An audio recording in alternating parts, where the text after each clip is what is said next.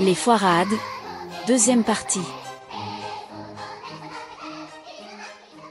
Monsieur de Lesquen, les patriotes et nationalistes authentiques devraient-ils employer le subjonctif imparfait et le plus que parfait afin d'honorer la langue française ? Évidemment.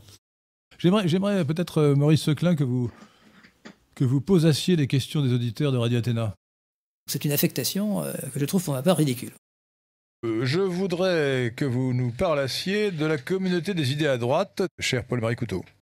Bon, je suis pas sûr que votre subjonctif imparfait soit tout à fait justifié, Henri. Si, parfaitement, je le soutiens. Sur vos facéties. Je voudrais qu'on fasse la comparaison, qu'à Radio Athéna notamment, nous explications cela. C'est de la bouillie pour les chiens. Alors j'aimerais quand même que, avant que nous parlassions d'autre chose, que nous revenions à ces questions très politiques, il ne faudrait pas que nous oubliassions le subjonctif imparfait. Donc le point essentiel que je voudrais que vous reteniez, non ? Ah, c'est vous le spécialiste, mon cher Lesquen. Que vous voulûtes m'aimer. Voilà, que vous voulissiez. Il faudrait que vous voulissiez m'aimer, oh là là, que vous voulûtes. Je confonds le passé simple et c'est les... Non, mais c'est... À partir du moment où l'URSS et le pacte de Varsovie s'écroulaient, la logique aurait voulu que l'on dissolva... Oui, c'est bien ça. Subjonctif, prénom. Pardon ? Oui, que l'on dissolve. Non, que l'on dissolva. C'est dramatique. L'OTAN, c'est vraiment un système de domination américaine qui aurait dû être... Il aurait fallu qu'on la dissolue. Je crois que c'est ça. Hein. Enfin, il faudra savoir. Alors, j'aimerais avant que nous concluions, pardon. Bah oui, c'est la partie du subjonctif. Apparemment, il n'y a pas d'imparfait. Mais c'est pas qui a dit ça, mais c'est un plaisantin. Non, il aurait fallu qu'on... Bien sûr que si, tous les verbes ont un imparfait du subjonctif. Alors, avant de continuer, j'aimerais quand même que notre ami Patrick Catelan posasse les questions des auditeurs, moi quelques-unes, parce que nous en avons beaucoup. Hein. L'imparfait du subjonctif que vous savez, j'affectionne, chère Victoire. Donc, mon espoir pour 2020... Je dis pour vous tous, je vous souhaite une joyeuse année et j'espère que vous porterez bien, que vous n'aurez que du bonheur en 2021. Les élections régionales de juin 2020, ont montré que c'était une illusion. Juin 2021, c'est plus récent, juin 2021. Juin 2021. Elles ont 6 mois. N'oublions pas que la Russie fait partie du monde russe. Ça, c'est une tautologie, monsieur Lesquen, mais c'est pas grave. Jourdain Bourdaloue. Jourdain Bourdaloue est la traduction de Jordan Bardella. Et Bardella, c'est de l'anglais, donc... D'ailleurs, Jésus-Christ a bien dit « Rendez à César ce qui est à Dieu et à Dieu ce qui est à Dieu ». Eh oui.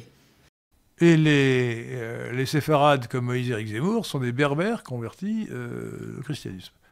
On en apprend tous les jours. Hein. On apprend tous les jours. Il y a les yeux légèrement bridés, les pommettes saillantes, les yeux bruns blanchis par l'âge. Ça n'a aucun sens. Nous allons nous intéresser à la gauche et nous allons, grâce à Adrien Aboli, le PNL a une doctrine, mais à ma connaissance, André Bozzi n'est pas membre du PNL. Je crois, mon cher Thierry Abozzi. Adrien. Maurice, vous souvenez-vous du prénom d'Alzheimer ? Quel est son prénom déjà ? Il y a une question sur le Japon, je ne sais pas si tu l'as vu passer, qui demandait si c'était un modèle de national-libéralisme. Non, j'ai pas vu ça. Ouais, pas mal. D'ailleurs, dans la liste des nationaux-libéraux, nous avions mis Nakasone, me semble-t-il. Hein. Oui. Non, le Macron est pour moi un modèle, un bon exemple de national-libéralisme qui prouve que ce n'est pas lié à l'Occident. Et tout à l'heure, j'ai expliqué que j'étais condamné pour avoir dit que Marine Le Pen se portait bien. Elle était en bonne santé 3 ans avant sa mort, mais bon. Simone Veil. Que Netanyahou est très ennemi de Soros. Soros est un membre éminent de la superclasse mondiale, juif. Netanyahou, Premier ministre de l'État d'Israël, est évidemment juif aussi, et il est à couteau tiré avec Netanyahou, parce que Netanyahou est un vrai cosmopolite, estime que l'État d'Israël doit cesser d'être un État juif. Évidemment. Ravagé par Alzheimer, une maladie épouvantable. Au passage, le terme d'afro-américain est absurde, parce qu'un Libanais qui a émigré aux États-Unis, c'est un afro-américain, et il n'est pas de race congoïde. Alors les Zemmouriens disent, Lesquen, il est gâteux, la vieillesse c'est un naufrage. Non. Pourtant, vous êtes très jeune encore. Non mais... un auditeur de Radio Courtoisie, surtout ne dites plus un espèce, mes oreilles sont écorchées. Qui a dit un espèce? Espèce est du J'espère genre que c'est pas moi, c'est féminin. une espèce, bien sûr. Le père lui-même était une espèce de canard boiteux. Je crois qu'on est plutôt à la veille d'un espèce d'engourdissement de la population. Reconquête n'a aucune espèce de débouché d'avenir, etc. Ah oui, non, c'est un espèce de mot contracté, un mot valise Voilà. comme les Anglais. Il avait écrit une lettre dans laquelle il écrivait à sa maîtresse qu'il l'aime plus que la France. Malgré le harcèlement judiciaire à laquelle se livre l'oligarchie cosmopolite contre votre serviteur. Il y a un faisceau d'indices sur lequel M. Philippe Ploncard-Dilassac est un agent d'influence des frères musulmans. Le fond génétique de la population est le socle sur lequel la culture s'appuie. La seule chose que j'ai peut-être dit, pour une raison d'ailleurs que je n'ai pas très bien compris encore, même Macron, peut-être, s'il meurait aujourd'hui, irait peut-être au ciel, on ne sait jamais. Mais donc il y a des gens qui sont prêts à se faire mourir pour la cause. Et pour qu'elle soit possible, il faut que l'immigré veuille et peuvent s'assimiler. Ce qui n'est plus le cas aujourd'hui pour une grande masse d'entre eux. Il faudrait que nous parlassions bien français. Que l'article 2 place la propriété parmi les droits fondamentaux et imprescriptibles de l'homme. Bon. Comme les statistiques officielles de la Chine sont tous fausses, il est patron d'émission à Radio Courtoisie, il est patron du Libre Journal des économistes, où je le nommai il y a quelques années. C'est admirable. Sur le plan de la langue française, c'est admirable. L'idée qu'un étranger puisse avoir un droit à venir en France, c'est que l'interdiction de l'esclavage, qui est une nécessité morale, a un coût économique. Et que par conséquent, elle ne peut être assumée qu'à un certain niveau de développement économique. Belle phrase, hein, n'est-ce pas? Nous souhaitons tous, autour de cette table, la meilleure année possible à notre pays, la France, qui doit aller vers de nouvelles victoires. Il est vrai qu'une société sans État peut exister, bien entendu. Sans Dieu, tout est permis, comme disait l'autre. Hein. Je crois que c'était Sade. Comme dit le héros de Dostoïevski, il dit « Mais si Dieu est mort, si Dieu n'existe pas, tout est possible ». Et Barjavel, attendez, Barjavel, je ne vais pas dire de bêtises, c'est la planète des singes. C'est ça, hein 2025, c'est le carré de 45, et c'est de plus, 2025, c'est la somme des carrés, je crois, des 9 premiers nombres entiers. J'étais plutôt bon en maths. $2000 l'once, hein, alors qu'on était à $35. Alors l'once, c'est 300 grammes Non, c'est à peu près 31 grammes. Ah, 31 grammes. Et puis j'ai enseigné l'économie à Sciences Po pendant 7 ans, donc... Guy Debord... Si, j'aime bien. Qui était un marxiste.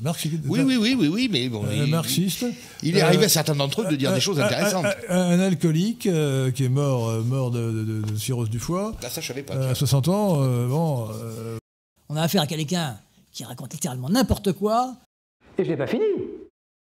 C'est Jacques Monod qui a découvert le code génétique, qui permet de passer, si je ne m'abuse, de l'ADN à l'ARN.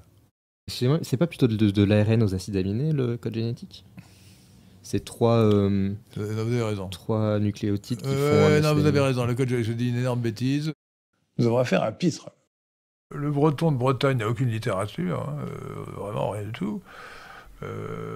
Malgré les travaux d'Ersard, le Bhagavad, je ne sais quoi, le Bhagavad, non, je crois que le Bhagavad, je ne sais plus quoi. Enfin bon, il a écrit un livre, un recueil de contes bretons.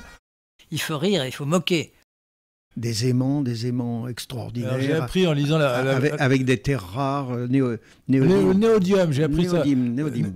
Pardon, néodyme, c'est sûr. Néodyme, oui, c'est le néodyme. Néodyme. Alors revenons à Napoléon III. Donc Napoléon III, fils de Louis Bonaparte, Louis étant le frère de Napoléon, qui avait 2 autres frères, Lucien et Jérôme. Et Joseph. Et Joseph, j'ai oublié Joseph, oui. Du point de vue historique, il est franchement nul. Non. Denis de Syracuse. C'est lui qui a tué Archimède, hein. Ah non, c'est les soldats romains qui ont tué Archimède. Je dis n'importe quoi, excusez-moi. Je me trompe de quelques siècles. C'est le XIIIe siècle, me semble. 12e. Ah, 12e, c'est encore plus ancien. Et donc il a une grande influence avec cette théorie des 5 âges de l'humanité, c'est ça? Les 3 âges. Les 3 âges, voilà, décidément. Je ne suis pas spécialiste de la question, mais j'en sais assez sur le sujet. Mais le parcours de Péguy, c'est celui d'un parcours malheureusement interrompu. Voilà. Interrompu par la mort, puisqu'il est mort héroïquement, je crois. 1916. 14, il est mort en 14. Hein. Dès 14 dès le début, il est mort, je crois. Ouais. Le frère d'Alfred Dreyfus, Joseph Dreyfus. C'est Jacques, je crois. De mémoire, non? De mémoire, c'est Joseph. Autant pour moi. Je prends un pari avec vous. Je vous parie que c'est Joseph. C'est le quantum. Jacques Dreyfus, vous avez raison, j'ai perdu. Je salue votre mémoire. Gustave Hervé, vous savez, donc cet individu qui a commencé à l'extrême gauche et qui a fini... qui avait créé un parti fasciste. Alors non, mais il avait... Si. Non, mais il s'était prononcé pour Pétain dans les années 30. Non, mais attendez, Gustave Hervé était à l'élection française, il a fait une scission pour créer un parti fasciste français. Bon, écoutez, je ne sais pas trop, mais en tout cas... je sais. À l'époque, il était Dreyfusard, en tout cas. Chers auditeurs de Radio-Télé, vérifiez Gustave Hervé, parti fasciste français, voilà. C'est pas Georges Valois, plutôt, le parti fasciste français? Il m'a mis en slip. Je dis une bêtise, ouais. Mais en tout cas, Gustave Hervé... Attendez, je fais une confusion regrettable. Ça n'a rien à voir, vous avez raison, ça n'est pas du tout Gustave Hervé. Mais, moi, je sais. Je crois que je voterai pour la liste la plus anti-européenne, c'est-à-dire, pour l'instant, celle de Dupont-Aignan, qui, lui, propose le Frexit. Je ne suis pas pour le Frexit, tout le monde le sait. J'ai toujours dit la même chose, je ne changerai jamais. Le plus probable, je répète, c'est que le RN, éventuellement avec LR, et après avoir absorbé le parti de Marion Maréchal, arrive à une majorité au moins relative, et probablement absolue. Pour moi, si, comme je l'espère et comme je le pense, ça me paraît très probable au vu de l'analyse électorale, le Rassemblement national arrive au pouvoir, si Jordan Bardella devient Premier ministre, ce sera une rupture historique. Mais ce que j'affirme, c'est que personne ne sait ce qui va se passer dans l'avenir. Et je vous annonce, pronostic. Je pense que Donald Trump sera élu en novembre 2020 à l'élection présidentielle américaine. Javier Milei en Argentine. Je crois qu'il a vu le résultat du premier tour, il n'a aucune chance de gagner. Hein. Je ne suis pas Madame Soleil ni Nostradamus.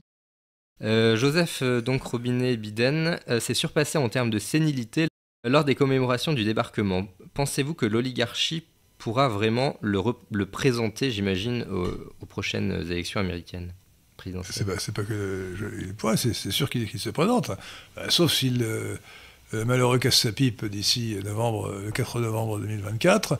Il est candidat, hein. Il est candidat pour le Parti démocrate, de même que Donald Trump est candidat pour le Parti républicain, donc c'est réglé. Je crois que Biden n'est pas gâteux. Il a des faiblesses parce qu'il est âgé. Il a 80 ou 81 ans. Il n'est pas gâteux. Je ne pense pas que ce soit vrai. Je crois que Biden est vraiment aux manettes. On sait maintenant que Joe Biden était sénile et tu as eu d'autres rapports depuis qui montraient qu'on savait qu'il était sénile depuis le premier jour de la présidence. En 2017, je pense que François Fillon va gagner. Oui. Je pense que c'est un homme courageux et lucide qui a souvent montré qu'il était capable de franchir justement les frontières du cosmopolitiquement correct. Je voterai donc en faveur d'Emmanuel Macron. Moi, j'y vois clair. Donc, et vous pensez à un deuxième tour Fillon contre Marine Le Pen? Oui, je pense plutôt Fillon contre Marine Le Pen, ça me paraît le plus probable. Et donc, à mon avis, les sondages surestiment volontairement leur manipulation et Macron et Marine Le Pen. Et on sous-estime les intentions de vote pour François Fillon et pour Benoît Hamon également. Alors, moi, je suis encore plus mauvais que vous en prévision. Donc, si vous voulez, la logique veut que Macron soit battu en 2022. Il se nomme Henri Lesquin. Le président du Carrefour de l'Horloge est sans doute un des penseurs politiques contemporains les plus pertinents et les plus percutants. Le report des voix de la gauche dure marxiste sur Macron sera faible, qu'une partie de cet électorat, en revanche, votera pour Marine Le Pen. Donc il est très possible qu'elle gagne contre Macron. Il a tout compris et tout prédit. Et donc, il y a de bonnes chances que la candidature Zemmour aboutisse à ce que Marine Le Pen n'accède pas au second tour. Mais donc, il a été ridicule une fois de plus. Mais le meilleur est à venir. Un dernier sondage qui vient de sortir nous donne Valérie Pécresse à 20% au premier tour et 52% au second tour. C'est la première fois qu'un sondage donne Macron battu. Il faut reconnaître que les Républicains, qui étaient tombés au fond du trou, sont sortis, ils se sont d'un seul coup rétablis. Donc, s'il y a un pronostic à faire, aujourd'hui, je pense que le prochain président de la République sera une femme et sera Valérie Pécresse. Vraisemblablement. Je pense que Marine Le Pen n'accédera pas au second tour, que ce sera Valérie Pécresse et qu'elle sera au second tour contre Macron. Alors bien sûr, on peut imaginer que la situation se dégrade et que Macron ne soit même pas au second tour. Oh c'est vrai. L'ordure cosmopolite intégrale. Menteur, pharisien. Rémigration. C'est l'invasion de la musique nègre. Serre-moi les couilles. Candolle. C'est complètement débile. Il est franchement ridicule. Mais les intelligences, ou du moins les créatifs, se concentrent dans la vallée du silicone, la Silicon Valley. Hein? Silicium, oui. Oui, la Silicon Valley, oui. Alors, je dis ça en anglais, effectivement, du silicium, ouais. Mais silicone, oui, plutôt du silicium que du silicone, c'est vrai. Riton vous recommande 2 vidéos. Les foirades, première partie. Je suis très maladroit. La beauté et la grandeur de la civilisation chinoise. Et ce sont des primitifs prétentieux. Et puis, bien sûr, abonnez-vous si vous n'êtes pas encore abonné. N'oubliez pas d'activer la clochette sur YouTube.